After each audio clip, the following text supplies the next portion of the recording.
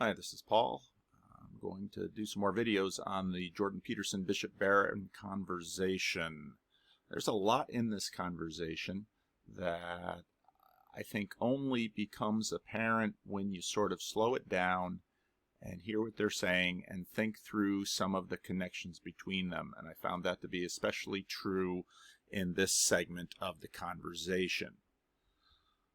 Let's hear where Peterson goes. This is pretty much following on the last video I did on this conversation. You know, I've talked to about 150 live audiences now about this sort of thing, independent of all my classroom lectures. And I'll tell you, I tell people, I suggest to people that the ancient idea that life is suffering and that it's tainted by malevolence, that there's no more true ideas than that in some base sense.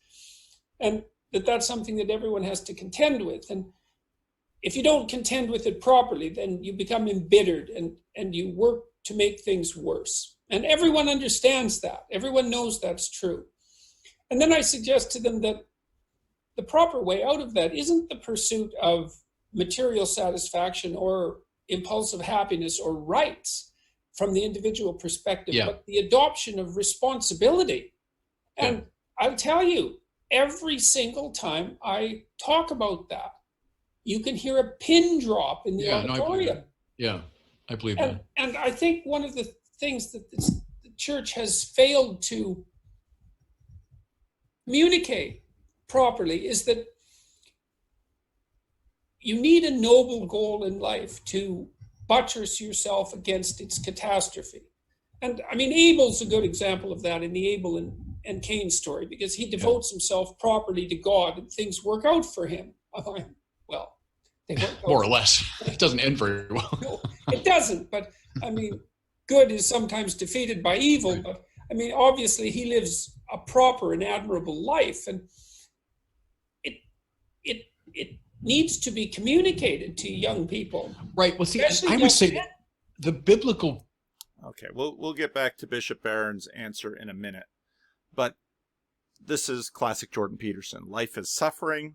The proper way out is the adoption of responsibility. The church has failed to communicate this properly. And I want to dig into this because it's important. And I think actually they do dig into this, even though Bishop Barron is about to say, go into a section on right praise, which we will look at.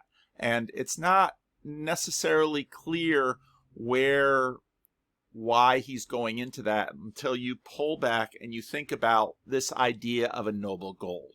Now, Esther O'Reilly obviously has many times characterized Peterson as a noble pagan. And the longer I sit with that observation, the better it sits with me.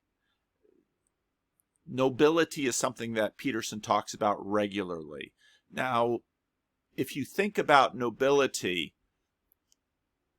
if you think about, let's say, Eric's conversation that he did with me, where Eric talked about that which is admirable, and I think I get that word right, that which is admirable, and we tend to move towards that which we have a sense is admirable or attractive or desirable, and this gets into some of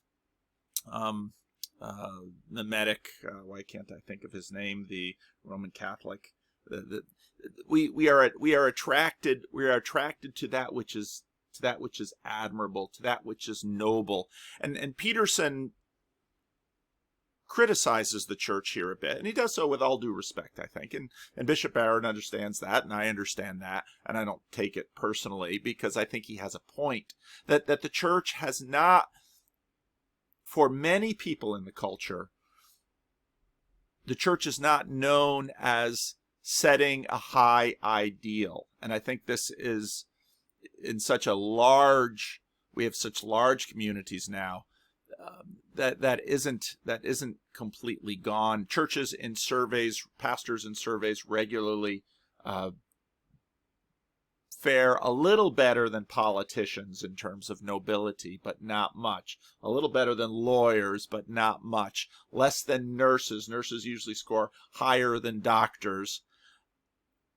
but the point here that Peterson makes is that, and this is one of the points that he makes regularly, what happens in life is if you set a goal, that goal begins to not only, if you set a goal, that goal not only begins to orient your behavior, begin to focus and sharpen and direct your behavior, it also focuses and sharpens and directs what you see. And so you'll hear Peterson again and again and say, set a goal, because that goal functions powerfully in terms of the world we actually begin to see. This gets into his ideas about cognitive science, and that goal then begins to reshape the world for the person, and they then everything they see the world differently. The world in many ways as it appears to them, capital B, being, as it appears to them, is reshaped by that goal. Okay, that's an important idea. Now where Bishop Barron will go with this is important. But before we get there, I want to well, let's see what I'm doing with these. I made these slides yesterday. I just finished today. I just finished the book Fatal Discord, and I heartily recommend this. This has been one of the best presentations of the Protestant Reformation by a journalist. Okay, it's not by a theologian, it's not by a church historian. When a church historian and a theologian write about, or a philosopher write about the Protestant Reformation, again, the goal begins to shape the nature of the book. What is powerful about this book is he takes a very broad perspective and he approaches it as a journalist. Now, there are things in the book that professional historians and theologians could certainly criticize and want to tweak. But in terms of giving a journalistic perspective of the importance of the Reformation and the scope of the Reformation, this has probably been the best book that I've read.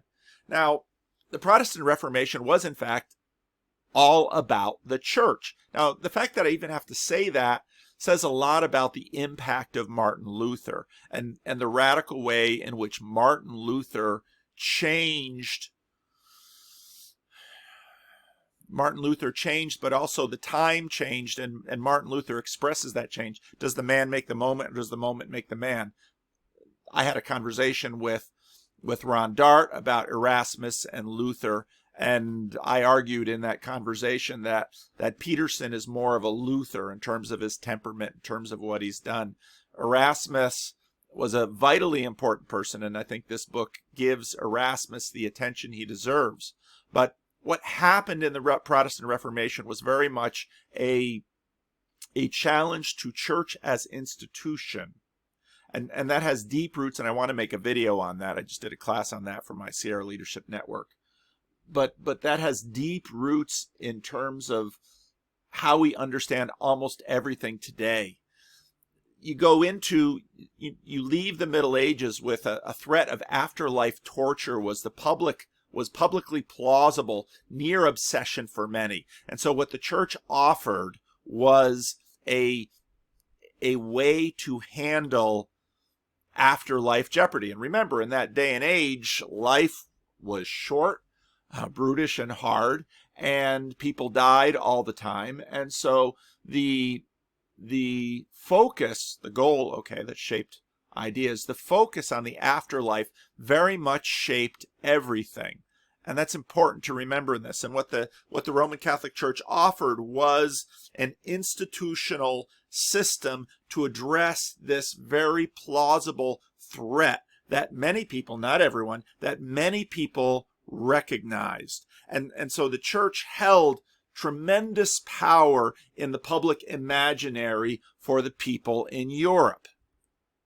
Now the church's sacramental spiritual machinery was employed to deliver escape from hell, speed through purgatory, and delivery into the bliss of heaven. And this goal shaped the public imagination to powerful degrees. Now, part of the big reason for the Protestant Reformation was the incredible corruption within the church. And part of what the Protestant Reformation actually succeeded in doing was actually forcing the church to address the corruption that was endemic within the church. Now, how does that relate to this? Peterson, in this video with Bishop Barron, spend most of their time talking about what the church should be for today. And Peterson quite rightly here says that in his mind, the goal of the church is to present a noble goal for people that they can strive to. And the point that he's making in that, in his experience, and now again, I've said before, Peterson sort of Forrest Gumps his way through the church. He clearly has very little experience in church, very little understanding of what's been happening in the church over the last few hundred years. That lack of understanding is understandable because he's not been there. This has not been his focus. He does serve here, however, to give a low resolution, outside, quick take on what he sees as the deficiency of the church. Now part of this is certainly valid because he spent his growing up years in the church and left it. So in other words, the church was not salient to him, did not capture his imagination as a young boy. And in fact, right at that moment, perhaps when he was in need of a model or a goal, that didn't present itself plausibly within the church. He didn't, as a young boy who eventually, or as a young teenager who eventually left the church in that sense failed to capture his imagination, him and frankly an entire generation. And so his critique here that the church has failed to not only set a noble goal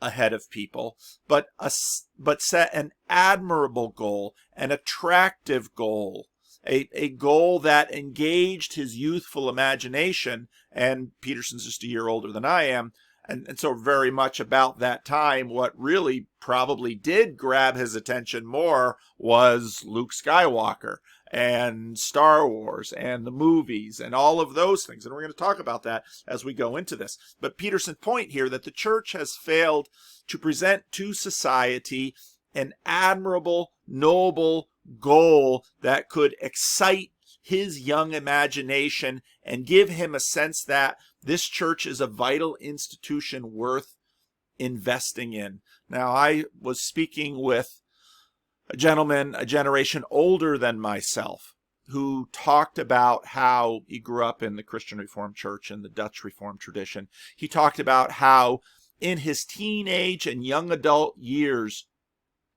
now granted they grew up within a pretty rigid, insular, isolated container that the Christian Reformed Church was, especially prior to World War II.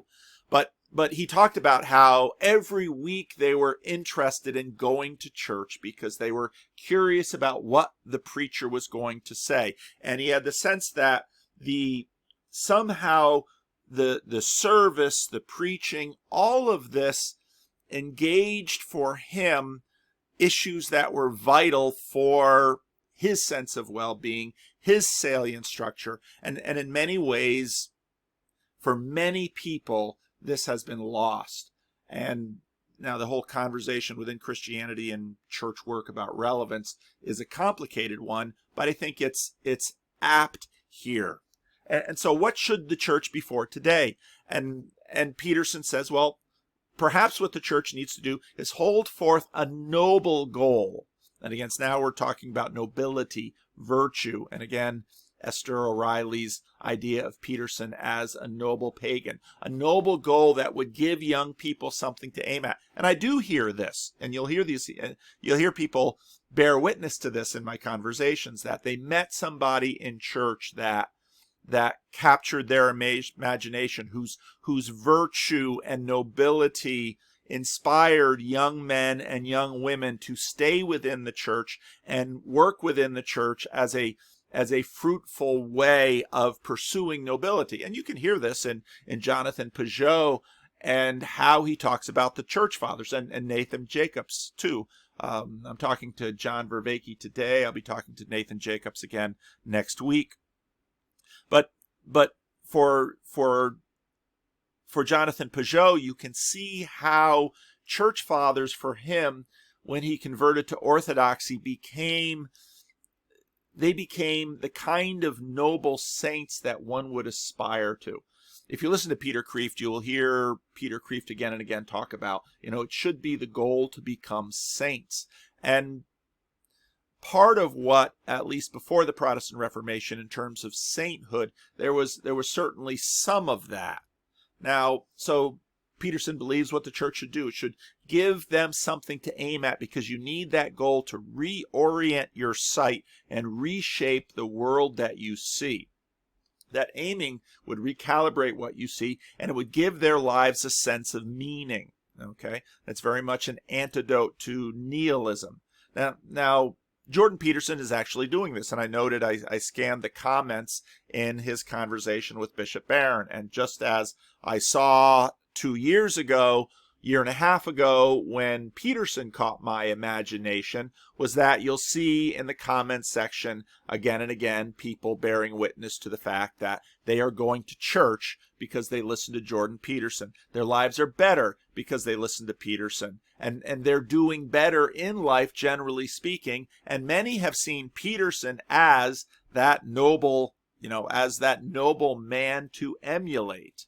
Now Barron, when I probably the first 2-3 times I listened to this, I was a little disappointed at his response to this, how he followed up on the goal idea, because I thought he sort of missed it, and I thought he sort of jumped in to make a church point. But listening to this now, I don't think so. He goes right into right praise. And so let's listen to where Barron goes with this, and then we're going to talk about that.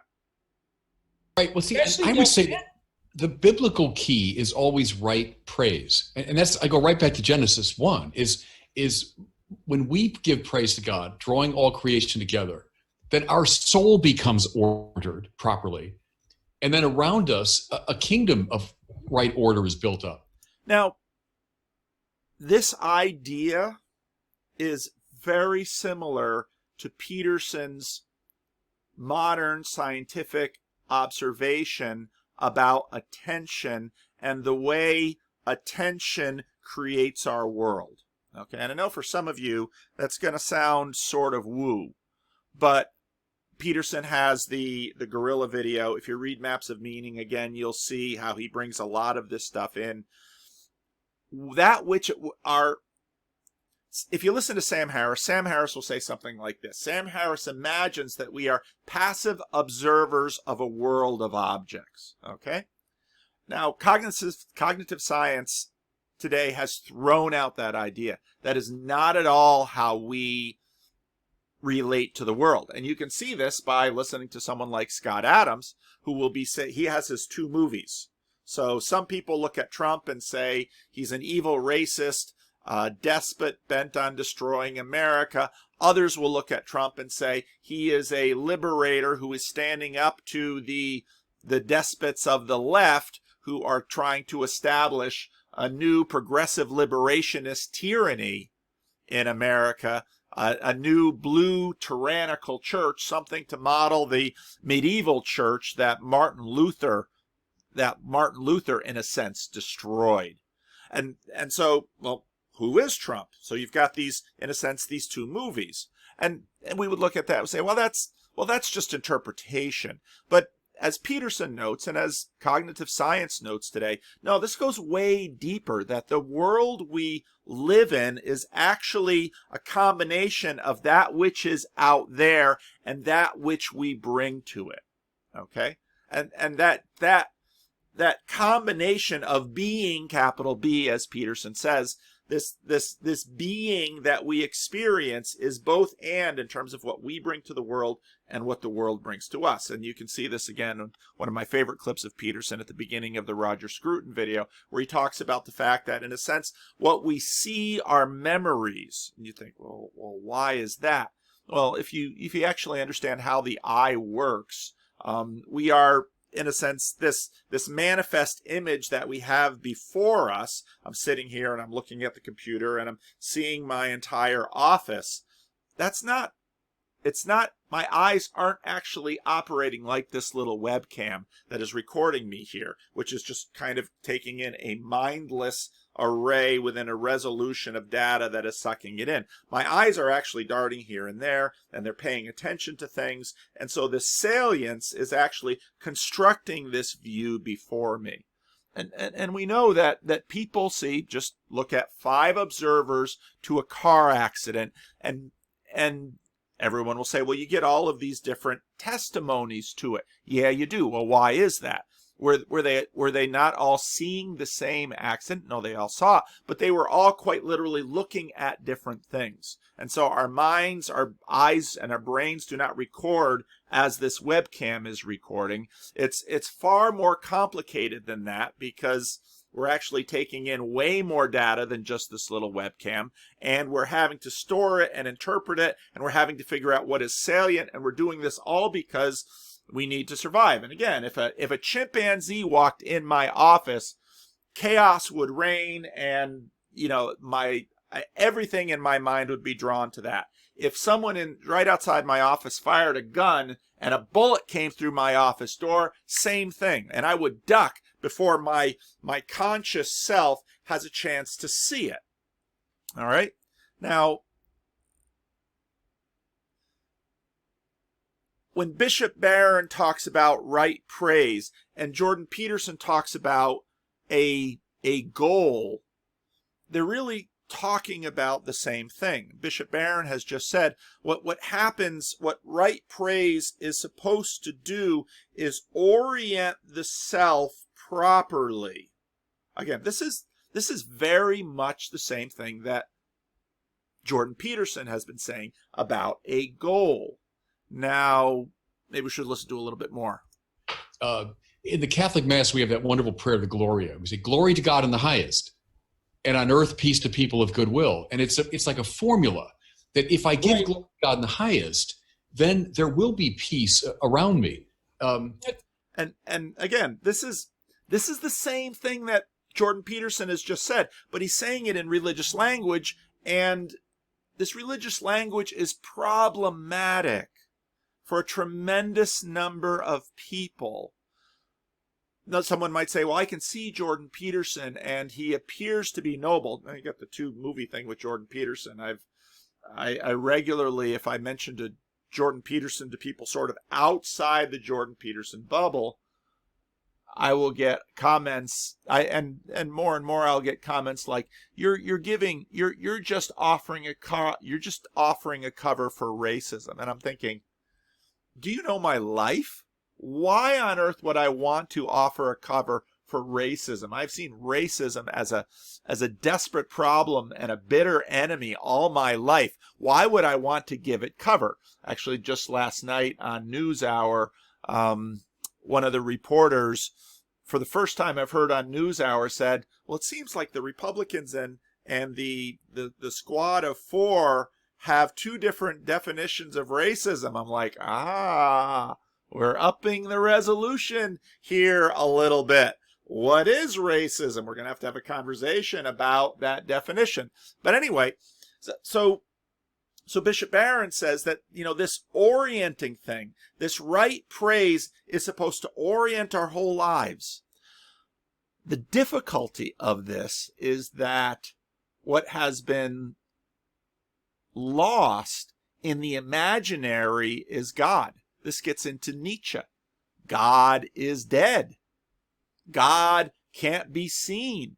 And in fact, what has happened, at least since the end of the Cold War and 9/11 and the rise of the new atheist, which is very much a function of 9/11, if you look at the time frame, God, as imagined in the Roman Catholic Church, is immoral.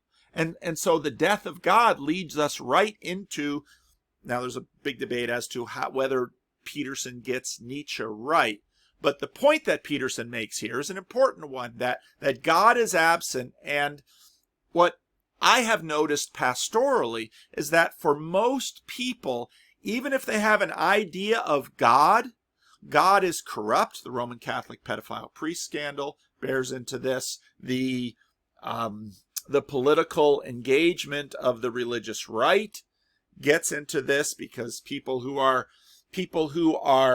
on the opposite side politically then lose all respect. If they hate Trump, they'll lose all respect for Jerry Falwell Jr., who is seen as Trump's puppet, and churches that seem to align with that. There's all of these reasons that are pulling God down from the sky. And what I find most common with people in terms of, gotta keep my eye on the time here.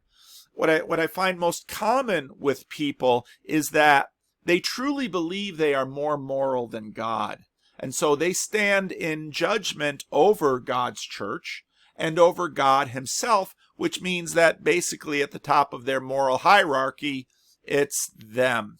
I read a fascinating, I'm going to make a video about that.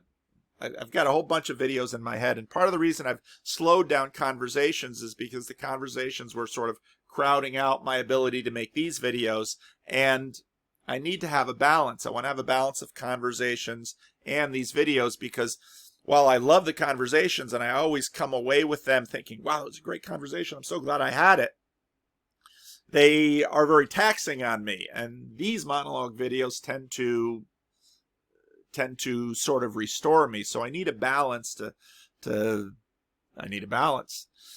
Anyway, back to this point. The church has been torn down.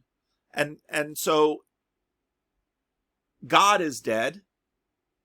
Priests are seen as pedophiles. Pastors are seen as tribal money grubbers who they can't speak honestly because they'll lose their job or they'll lose their status, what have you. And churches, in fact, have become places where people can't speak honestly because they'll lose status. So nobility is something that has gone away. And so when Jordan Peterson says the church has failed to present a noble goal that would reorient, Bishop Barron comes and says, well, right praise. So God is at the top and glory to God in the highest. And this is supposed to instruct us. But that's not how it's functioning for people. It's been corrupted. And, one of the things I hope to talk to John Vervaeke about is, if you listen to John Vervaeke and a number of other people that I've had conversations with, some of which I've posted, for many of those people, it can't be restored. The question is going to be, what is actually functioning in its place? Because something is always functioning in its place. And so now, this transition, as I said, why he goes to right praise, this point I think it was a little too subtle for me to catch the first time, but after listening to this a number of times, I caught it. He'll quote Tillich, and Tillich making the point that worship, and this is an old pastor thing, worship is worthship. We praise that which we see as most admirable, most estimable, most noble, most glorious. Worship expresses that which the heart is fixed upon. This will get into our deal of idolatry. That which one worships shows the implicit goal of one's heart. And if you listen to, for example, I should grab the book, hang on. So when I was in my Tim Keller phase, so when I first started listening to Tim Keller in 2006, I heard a lot of Christianity versus religion. Pastors go through these phases. They have these hobby horses. And so I'm in the Jordan Peterson phase right now. And one phase will lead to another. But for a while then, after his religion versus Christianity phase, he had his idolatry phase. And a lot of Tim Keller's books reflect the phase that he was in and the preaching that he was in. And he wrote this book, Counterfeit Gods. And this gets into idolatry. If you make the family the center of your life, that idol is going to hurt you, and you will actually hurt your family. And actually, Tim Keller is working from Augustine's idea of ordered loves, and this is actually what Bishop Barron is saying. You have to have your hierarchy in order, and you have to have God at the top. And if God is at the top, here's the thing about God: if you love your family too much, you can corrupt it and it can corrupt you. But God that which is incorruptible, that which is above all of these. Oh, this gets complicated philosophically. That which is above all of this stuff can't be corrupted, and therefore God is the safest thing to give your primary love. That doesn't mean you don't love your family, or you don't love your spouse, or you don't love your children. It's just that you have them in the proper order. And if you have them in your proper order, your love of these things won't turn around to kill you. And again, you can find all kinds of Tim Keller sermons on that, and his book, Counterfeit Gods, which was on that, the empty promises of money, sex, and power, and the only hope that matters. And again, what a lot of preachers do is they take a lot of their ideas from their sermons and they put them into books like this. So, and that's the point that Barron is making. That which one worships shows the implicit goal of one's heart. If you decide you want to be a wealthy person, that will become your goal. It will orient your life. If you decide you want to be someone who doesn't lie, well, then becoming not a liar will orient your heart. Let's see if let's see where he's. Right. Well, see, I would say the biblical key is always right praise. And that's, I go right back to Genesis 1, is when we give praise to God, drawing all creation together, then our soul becomes ordered properly. And then around us, a kingdom of right order is built up. In the Catholic Mass, we have that wonderful prayer, the Gloria. We say, glory to God in the highest, and on earth, peace to people of goodwill. And it's like a formula that if I give glory to God in the highest, then there will be peace around me. It's like a condensation of the Sermon on the Mount. Because that's exactly what that sermon seems to. See, that sermon seems to me, and I also believe it to be psychologically true, is that it's necessary for you to aim at the highest value that you can conceive of. And that has to have something to do with the amelioration of suffering and the constraint of malevolence. It'll express itself that way naturally, yeah. At least as a negative. And then once you concentrate on that and focus on that and decide that that's your primary aim, then things do start to order themselves around you, because everything that you see and do directs itself towards that aim. But that's the I'd say strangely, uniquely Christian thing, is that we say, okay, the God that we're worshiping. Okay, and right there, that's exactly where most people will stumble. The God that you're worshiping. Okay, once you use that word God, for a lot of secular people, the problematic thing comes. If he would say, well, the thing that you're worshiping, the thing that you are turning into a God, I find people are less allergic to that kind of formulation. The God revealed in the Old Testament, but then finally revealed in Jesus Christ. And again, so much of this for so many people is so problematic. And now, I'm with Bishop Barron. For me, what he just said is not problematic, but for many, many people it is. And so one of the things that I've gone back and forth with Adam Friended on many times is, why is Jordan Peterson having the effect that he has? And Adam will keep saying he doesn't require people to believe in the supernatural. And that's right here at this moment. That Peterson seems to be affording a sort of natural theology where you can understand this without having to talk about revelation, because for many people, revelation is problematic. As I'm looking over my computer screen right now, I'm looking at the crucifix of Jesus, right? So my praise is directed to a God who has entered radically into suffering. Not just physical suffering, but the whole brokenness of the world, of stupidity and now Bishop Barron is addressing what Peterson had just said about suffering. Cruelty and injustice and hatred.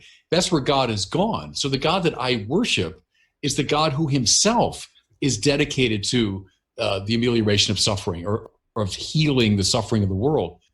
Now again, this whole framework, which for religious people is non-problematic, for many other people it's highly problematic for a lot of these reasons that I've talked about in many of the videos.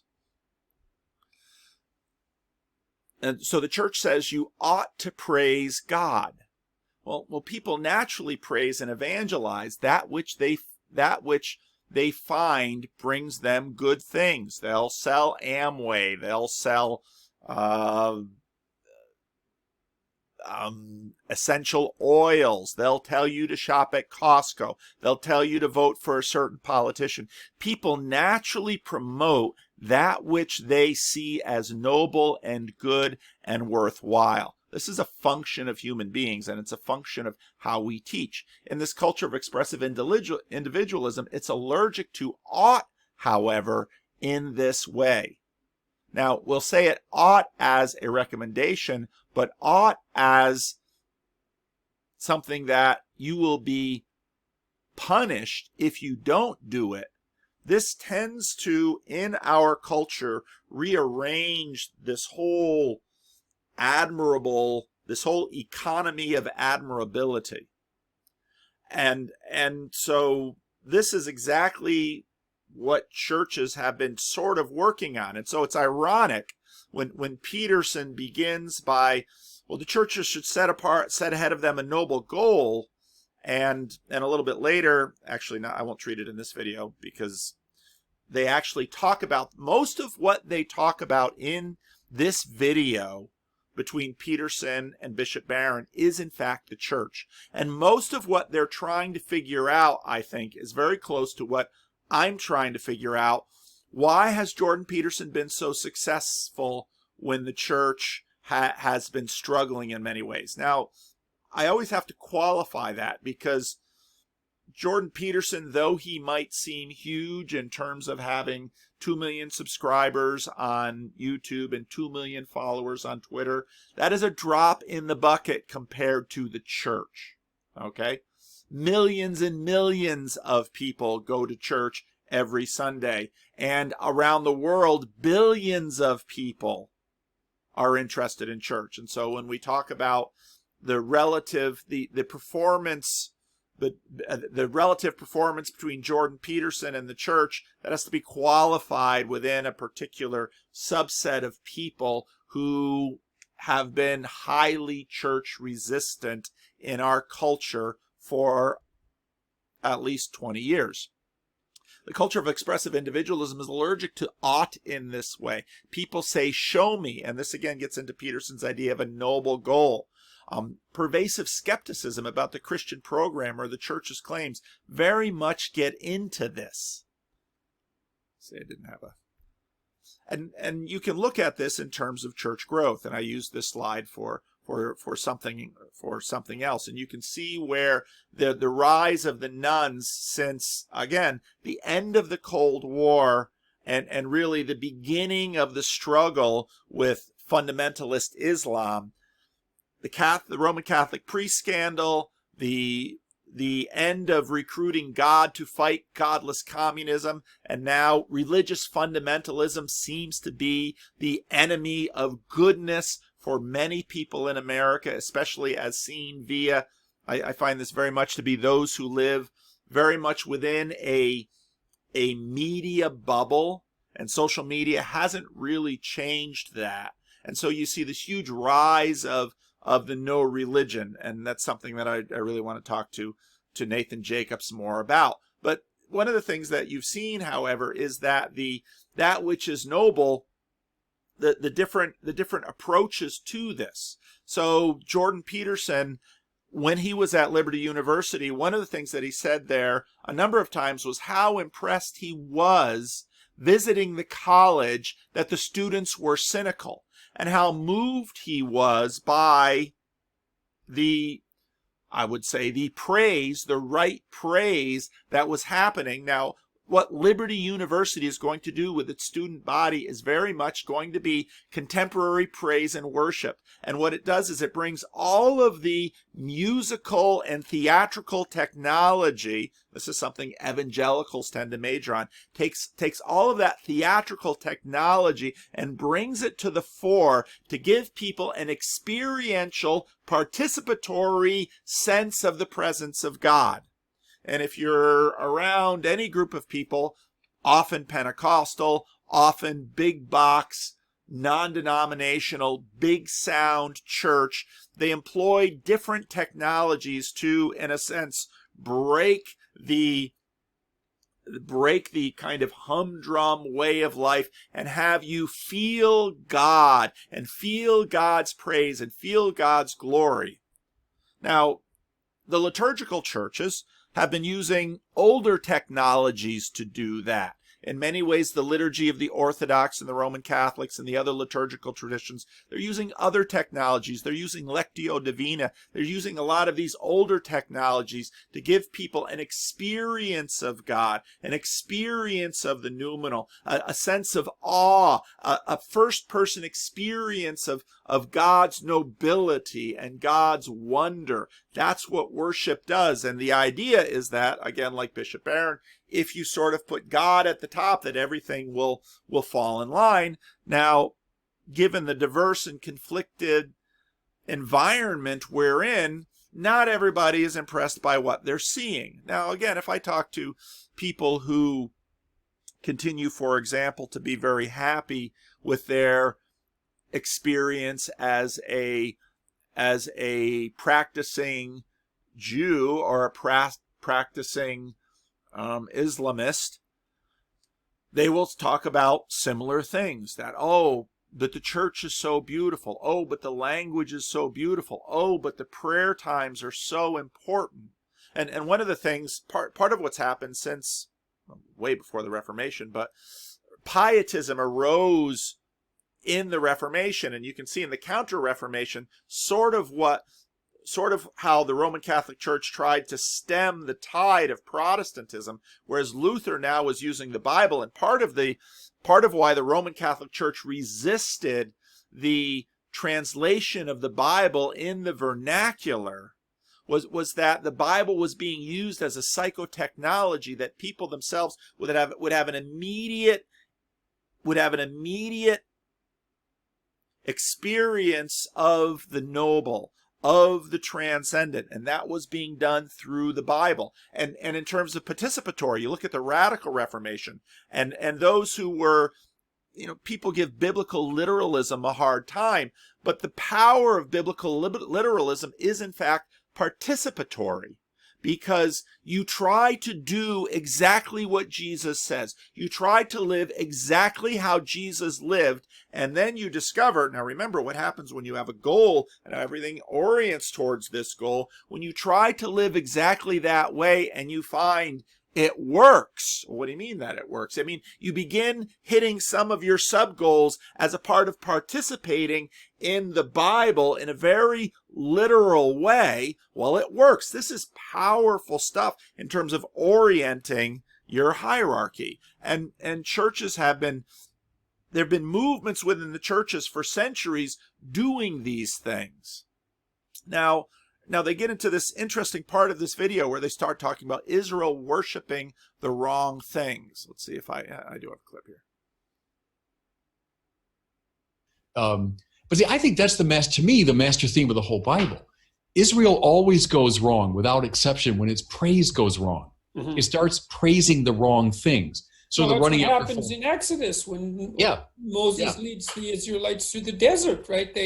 They're in the same position we're in the modern world, where we've escaped a tyranny of sorts, let's say, or we believe we have, and entered into this domain of untrammeled freedom. And there's nothing but false idols calling to us from every direction. And false idols. Now, again, there's a hierarchy here. And if your goal is noble, the sub-goals, and if you love the right thing, your sub-loves, all of this is going to arrange itself properly in a hierarchy. That's the idea. And if you start just worshiping any old thing that comes your way, if you, okay, I have, oh wow, pot, I discovered pot, and when I smoke pot, all of my problems seem to go away. Well, okay, but if all you do is smoke pot,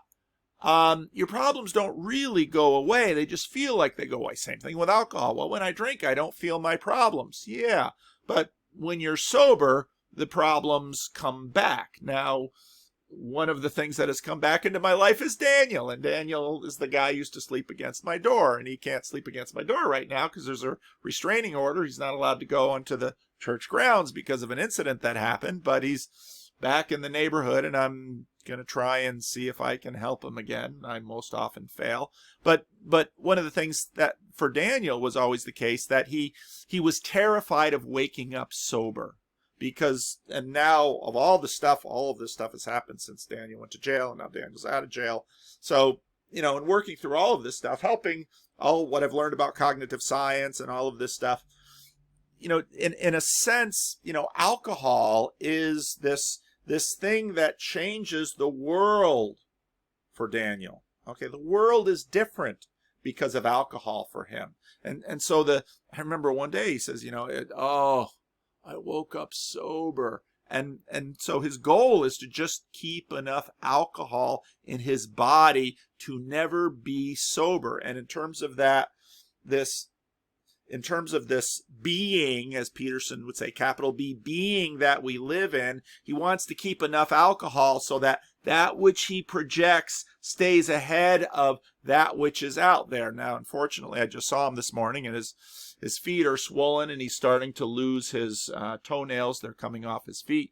He often doesn't wear shoes because his feet hurt so much, but that means he walks around on hot Sacramento sidewalks in the summer, and he often breaks beer bottles where he's sleeping because he throws them at people, and then there's broken glass around, and then he steps on the glass. But as long as he can stay sober, he can, in a sense, keep the things he's bringing to the world out here, and keep the world at bay.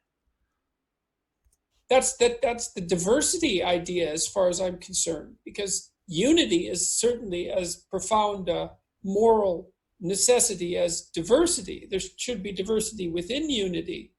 And I fight it all the time, in the church too, because we bought into that ideology. And I actually looked at now again, in subsequent videos, I hope I make subsequent videos because I always have these intentions, but I get distracted because I'm ADHD and I go off and make other videos. But the point here is that the church, they will critique the church a lot in this whole conversation. And that's really in many ways the themes of this conversation. And it's the oldest problem in philosophy, the one and the many. But all we do today is we completely valorize the many. We never see its shadow side. We denigrate the one and never see its positive side. Mm-hmm. The one is extraordinarily important. Well, that's part of the death of God. Yeah, I think so. Well, that's right. It's part of the death of God, because in a sense, what you do when you have God at the top of your hierarchy is that, again, as Peterson says in the first biblical series, where he talks about what the Christians did was they didn't divinize the emperor. And they didn't divinize, well, they come close to it in the Roman Catholic tradition, divinizing the Pope. And to the degree that you divinize a human being, your system breaks down, because people are people. They're broken, they're flawed, they do wrong, we get things wrong. And in a sense, and this is what goes into the Protestant Reformation, if you divinize your church hierarchy, well, what happens when they get things wrong? Because time is an incredibly difficult thing. And part of what happens in the Protestant Reformation is they sort of divinize the Bible, and they put that at the top of the hierarchy.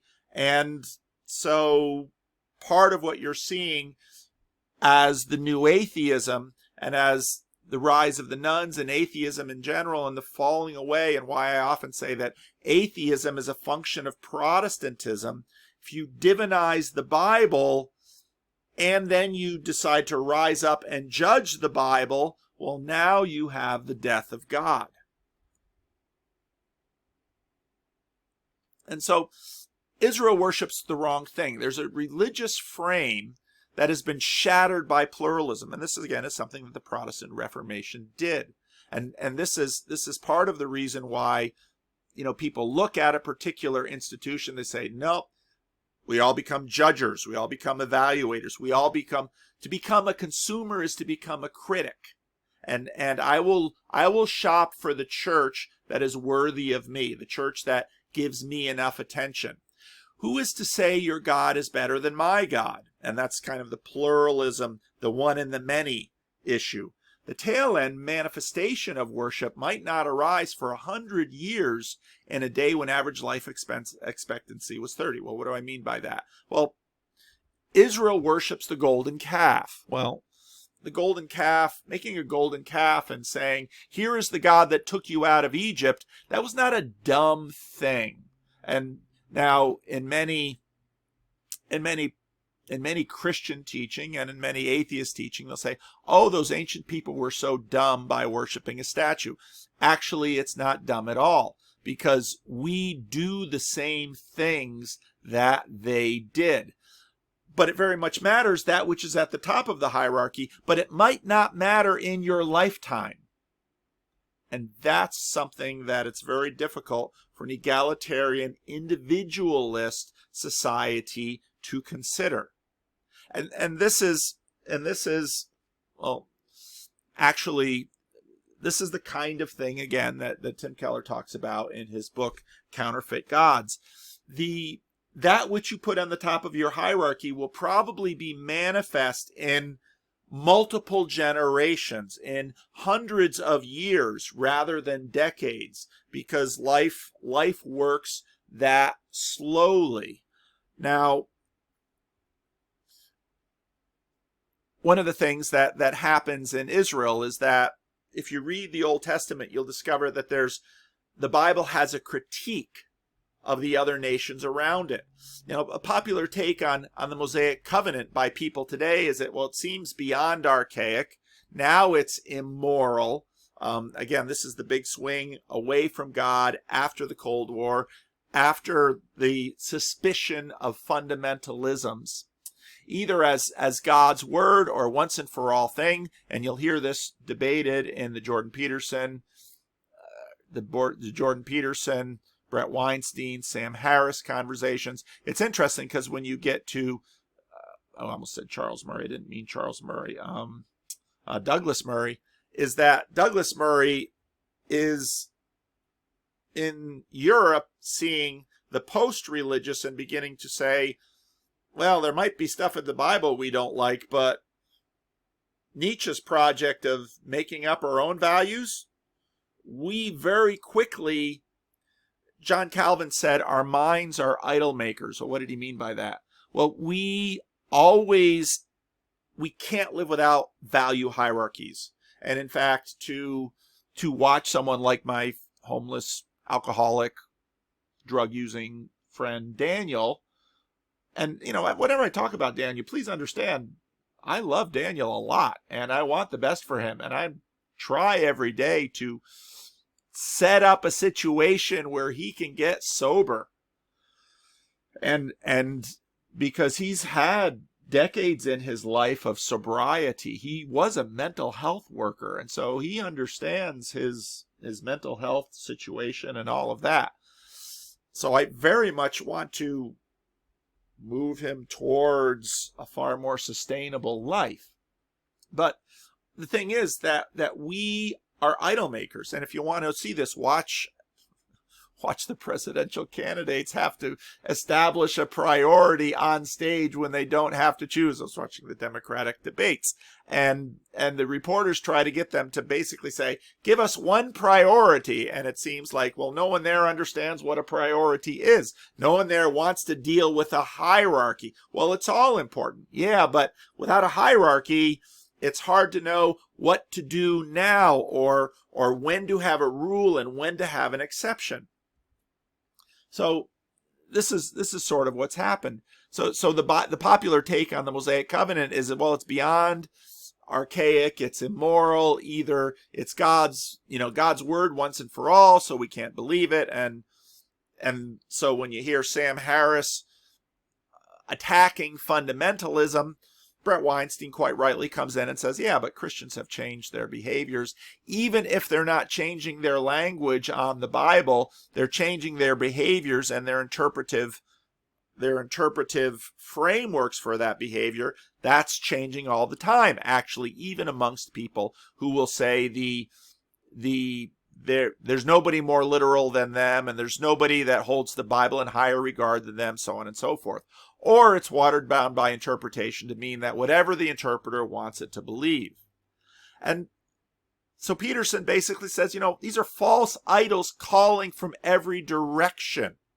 And so then you have a life that is disordered. And so, well, now I'm into this, and now I'm into that, and now I'm in love with this woman, and now I'm in love with that man. But next year it'll be someone else, and whatever works for me. But when we say whatever works for me, it's whatever works for me now. And even in the course of a short lifetime, Rod Dreher posted an article a couple of years ago by a philosopher who basically had an article about pilgrims versus tourists. And that was actually a lovely piece because, a pilgrim is someone who has a goal, and that goal orients their steps, and all of their decisions are towards that goal. Tourists are sort of all over the place, and there's a separation, an alienation, a disassociation with identity with a tourist. The tourist sort of floats above, whereas the pilgrim inhabits. And what happens with these false idols is that today I'm into Jordan Peterson, and tomorrow I'm into Tim Keller, and on and on and on. And if there's no me that is able to actually integrate Tim Keller and Jordan Peterson and John Vervaeke and C.S. Lewis and Frederick Buechner and Stan Vanderklay, my father, and Henry Osterman, my grandfather, and on and on and on and on. If there's nothing that actually integrates them, then I'm no longer a pilgrim, I'm just a tourist. The idol is a goal that you take on, but it's too small to properly orient your life. It's too shallow to function in the enthralling way it needs to. Your goal has to fascinate you, and it has to be noble, and it has to attract you, and you want to have to aspire to it. And part of the reason God's way up here and above us is that we need to aspire our whole life long. If I decide I want to be the best, I want to be the most successful YouTuber who has made a name for his cell phone stand, mission accomplished. I don't know any other YouTuber that's talking about a cell phone stand like this that has this.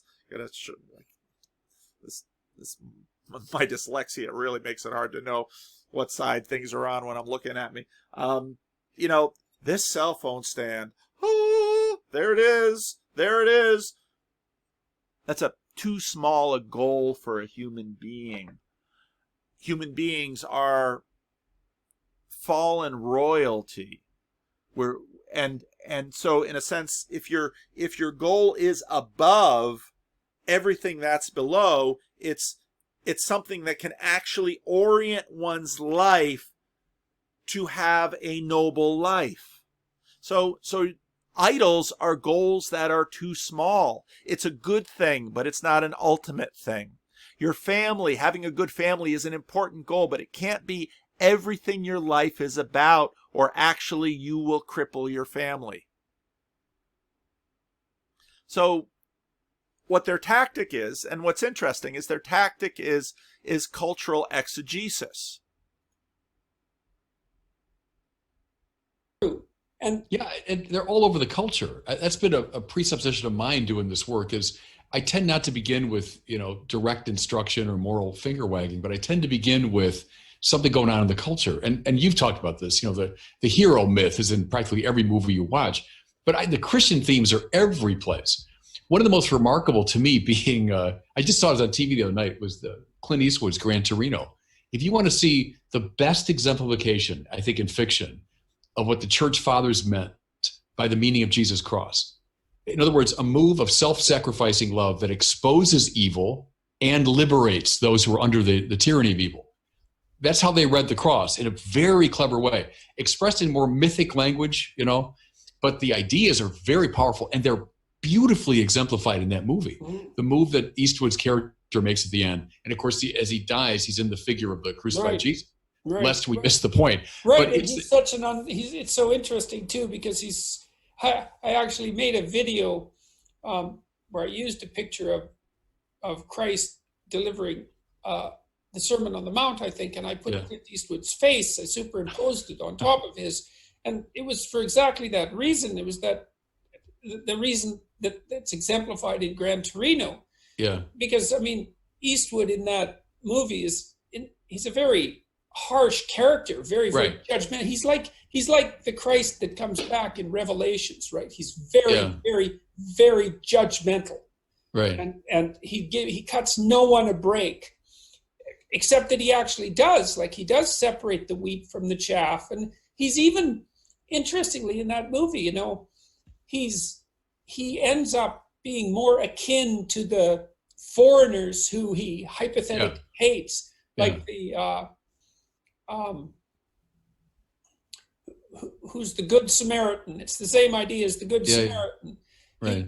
He becomes more family to these people that he hypothetically hates than to his own children, because he regards them as ungrateful and unworthy, and whereas these new immigrants are striving to be good people. And it's a very interesting movie.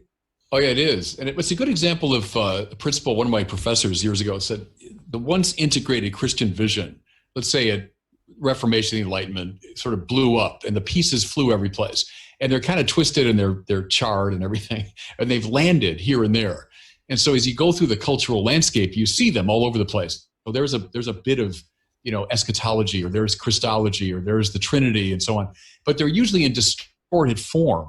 So that's a good example of, there's the Christus Victor theory, to give it its proper name. That Christ is the victor over sin and death. He's conquered the dark powers and liberated us in the process.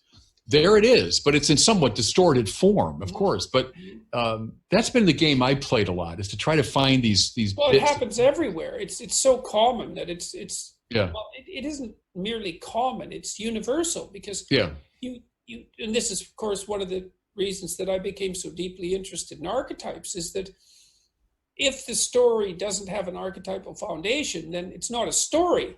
Something makes something a story. It's not just a random collection of statements or images. And so it has an archetypal structure. And I think what's happened in the modern world, at least partly, is this fractionation that you've described, but also something that a student once made me think deeply through. She came up and asked me after a class, well, if these archetypal stories are the fundamental element, let's say, of psychobiological reality, then why not just tell the archetypal story over and over again? And I thought, well, first of all, to some degree, that is what cultures did for a long time. They repeated the archetypal story. But in our modern culture, what literature seems to do is to take the archetypal story and to bring it closer to the individual. It's like it's brought closer to earth. I wouldn't say it's closer to the individual, but it's embedded in our time, or embedded in a time, which in fact brings it closer to the individual, because it's easier for each of us to appropriate. Almost like the Renaissance paintings brought the divine figures closer to earth. And when Martin Luther wrote his Luther Bible, he used the language of the political and economic actors and translated the biblical text into those languages. And in fact, the translation of the Bible into the vernacular does this very same thing. Now,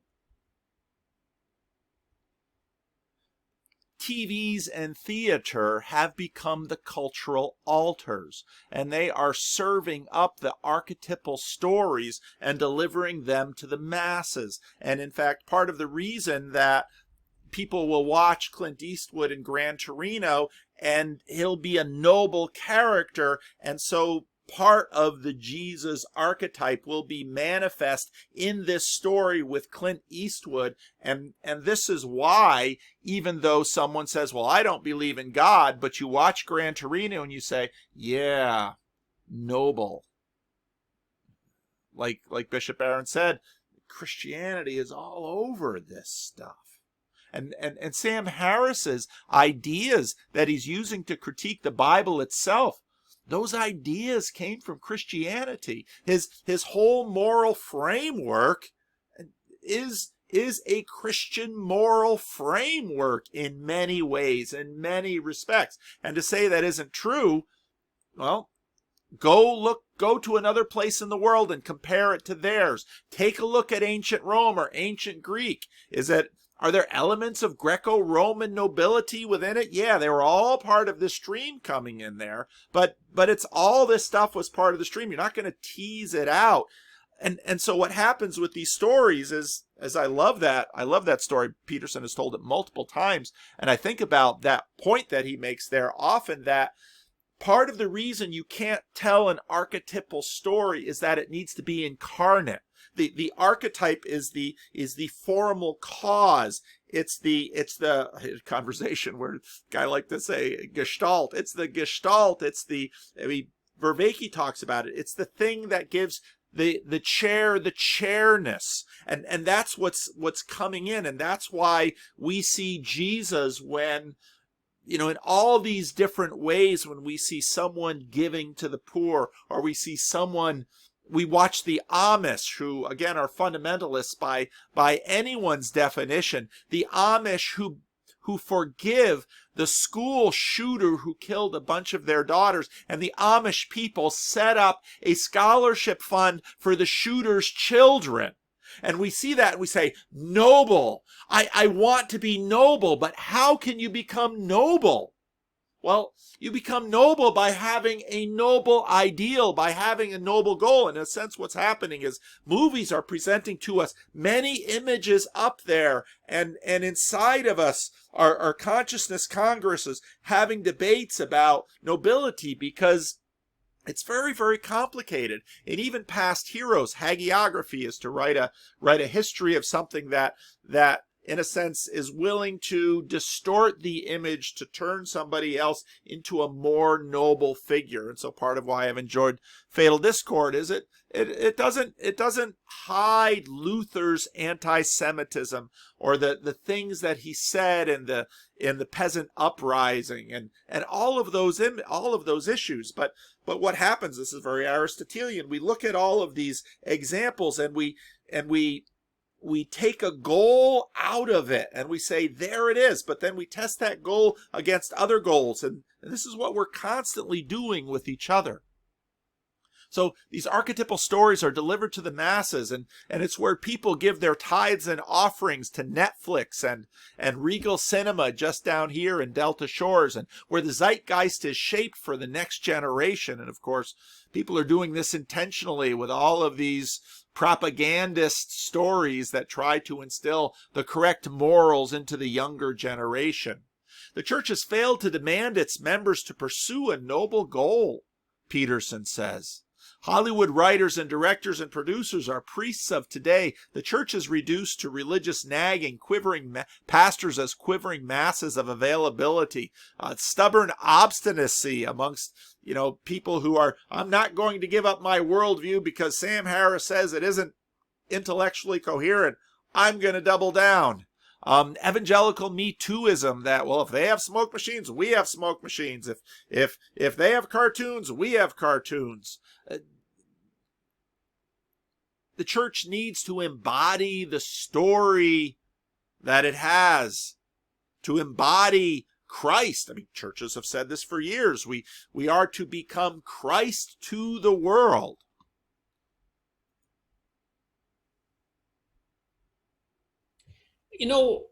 I've talked to about 150 live audiences now about this sort of thing, independent of all my classroom lectures. And I'll tell you, I suggest to people that the ancient idea that life is suffering and that it's something that in much of our commercial environment we try to disregard. And so when he says life is suffering, there's sort of a freshness about it, because we walk around with this entitlement that I shouldn't have to suffer. It's tainted by malevolence, that there's no... And that people are basically good, and that people won't do cruel and terrible things to each other. We all know that to be true, because people do it most of all sometimes in the families. People will be cruel to their spouses and to their family members than they would ever dare be cruel to anyone else. More true ideas than that, in some base sense. And that's something that everyone has to contend with. And if you don't contend with it properly, then you become embittered and you work to make things worse. And you become cynical and nihilistic, and you work to make things worse because you just want to see the world burn. Everyone understands that. Everyone knows that's true. And then I suggest to them that the proper way out of that isn't the pursuit of material satisfaction or impulsive happiness or rights. It isn't even the pursuit of rights, to get my rights. That's not the pursuit of it. The individual perspective, Yeah. but the adoption of responsibility. And I'll tell you, every single time I talk about that, you can hear a pin drop in the auditorium.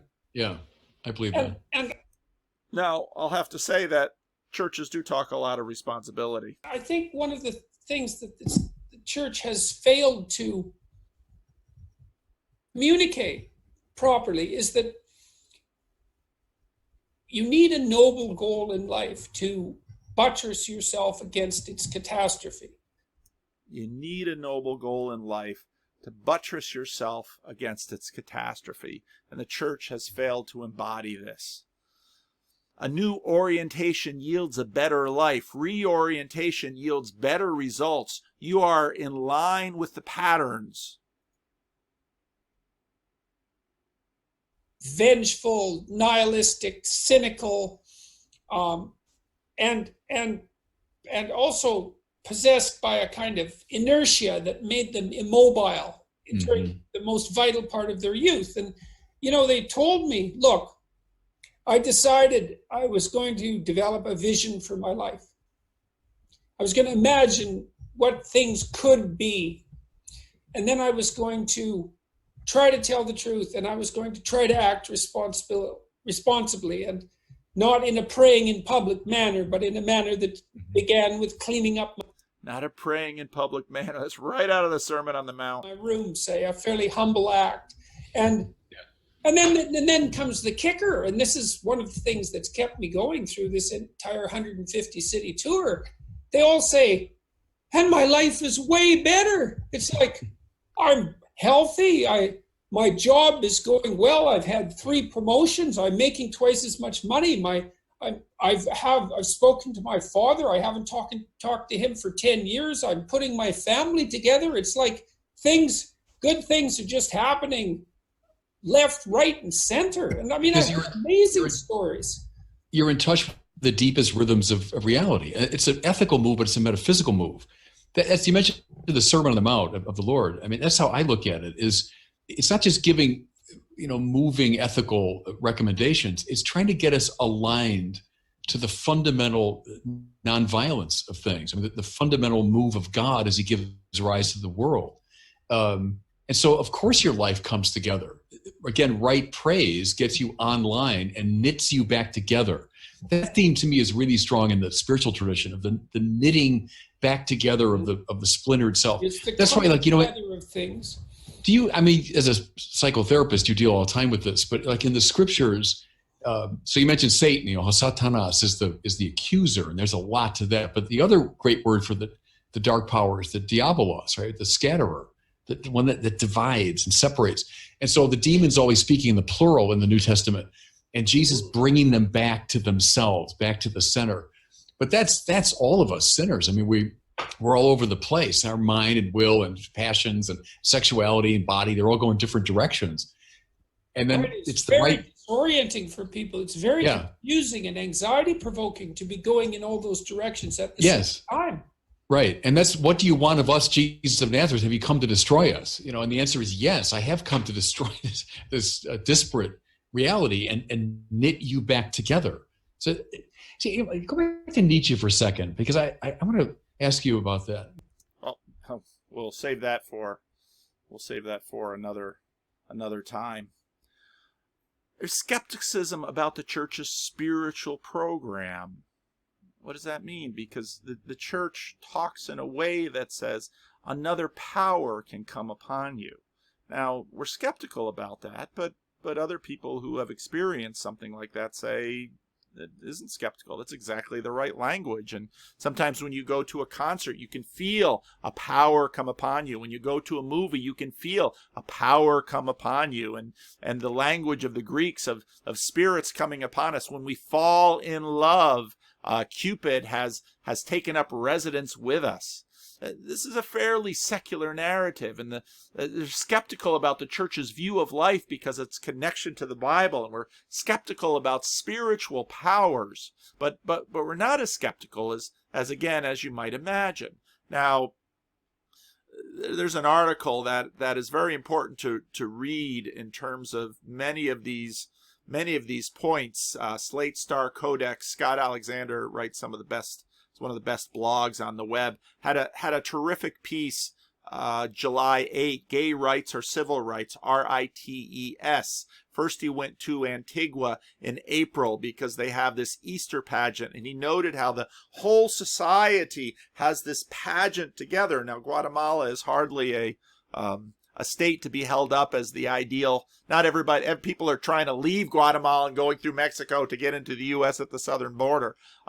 Guatemala's had tremendous problems for a very long time, but talked about how the Easter pageant ties them together as a community, and talked about how in American civil religion, we established this quasi-religious reality of George Washington and Abraham Lincoln at the top of the pantheon, and you have almost these angelic creatures on top of in statues, and you say, well, we don't believe in statues. Well, go to Washington, D.C. If a person time traveled from the ancient world into Washington, D.C., they would look at the Lincoln Memorial and say, there's the Temple of Zeus. And they'd look at the Jefferson Memorial and say, there's a temple. And they'd look at the MLK Jr. statue and say, well, there's an idol. That's the idol. We've made the image large. And Scott Alexander makes the point that as a society, we must have these embodied images, and we participate in them in a parade, and we represent them in the statues.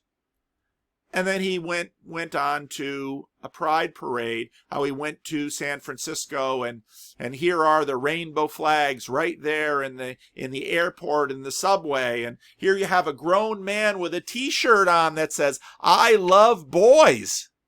And a woman, love is universal. And a dude whose butt I don't know who wants to see it, but you look at a gay pride parade, he's saying, well, this is gay rights, RITES, are civil rights. This is the hierarchy that we embody and participate in and manifest in. But here's where I take off from Scott Alexander's piece. The question is, these hierarchies have consequences. And they have consequences, maybe not in this generation, but generations down the line. And the coherence and cohesion of a hierarchy, well, it gets tested by time. And, hierarchies that don't actually adhere well, they fall apart, and they are scattered as they go. Individualism, community, and well-being. I'm running out of time. Conversation with Adam, the Nazi loser argument that Nazi Germany had to lose the war because its hierarchy was, and the Russians had to lose the war because it was unstable. And if you watch the movie, I highly recommend the HBO miniseries Chernobyl, because that is one of the best representations I've seen of how this plays out, of how the lie in a society where they can't tell the truth about radioactivity, or watch Benjamin Boyce's conversation with an endocrinologist and what that means in terms of what we're doing to young people in this country. So what if my civilization fails if I get to be one of the elites that skim off the cream? And this is the challenge of individualism. How do I know well-being? It feels well for me. I'm a consumer. That's part of the hierarchy, and I should be able to consume that which I want. And it's a sense, countless conversations I've had with Daniel, probably countless more I'll have, where I'd say, Daniel, I want you to get into a home. Why do I want to pay rent? Well, what do you want? I want to live in this hazy world where I keep enough alcohol in my system where I don't have to think about everything. And I can just live in that blur. That works for me. Yeah, but you know what? It doesn't work for the neighbors, and it doesn't work for the neighborhood, and it doesn't even work for you to live in the terror of waking up sober. What if this is just one episode of a multi-story, multi-chapter life, existence, being, and because you're in the story, you can't read ahead? That's in a sense what Christianity asserts. Christianity asserts that, well, okay, so we're orienting everything for my little life now, and you might think, well, I'm a little bit more magnanimous. I'm going to be concerned about climate change because I want to leave a better world for future generations. What a noble idea. That's a wonderful thing. But what if you're curating your life based on 0 to 80 and death is done, when this is actually the beginning of a much longer thing? Even Steve Jobs, if you read the biography of Steve Jobs, I can't remember the author right now. He also wrote one on Einstein. You know, Steve Jobs towards the end of his life had been very spiritual in a way, been very New Age-ish in a way, very much into aesthetics and design, but at the end of his life had sort of adopted a stance as an agnostic, as an atheist. There's no afterlife. And then towards the end of his life, as he realizes he's going to die of a disease that was curable if he hadn't tried to cure it by drinking fruit juice, he ponders and he wonders and he talks to his biographer, what if there's more after this? And you know, people wonder why churches are full of older people. Well, part of it is because of sort of the path of it, but also once you get into your older years and once you face death, this is something that medieval people faced all the time, but once you face death, you start to think, well, if I'm a story, my storyness, the storyness that I am, this doesn't go away when I die. Well, maybe this body goes away, but the story doesn't go away. And then when you look at the Christian resurrection, basically in Christian resurrection, it's not that you get a new body like certain science fiction shows you can find on Netflix. You are reconstituted. But notice Jesus' resurrection, he still has the scars. So there's continuity between this story and the next story. And that's why, in many ways, the resurrection is such a central aspect of Christianity, because what the resurrection asserts is that it's, you know, watch The Matrix. There's aspects, shards, as Bishop Barron said, shards of the resurrection you can find in The Matrix. After Neo, in a sense, rises from the dead, you know, he can stop Agent Smith's bullets. He can fly. Jesus, at the end of the story, flies up to heaven. That's the way it works in the story. What if, in fact, as our hearts so often whisper to us, what if this story doesn't die with me? Yeah, my children will remember it. Yeah, maybe I'll write a memoir. Yeah, maybe. But what if my story gets re-embodied? Well, that's going to change how I decide to spend myself in this life. You know, I'll tell you, dealing with Daniel takes time and is frustrating and is costly.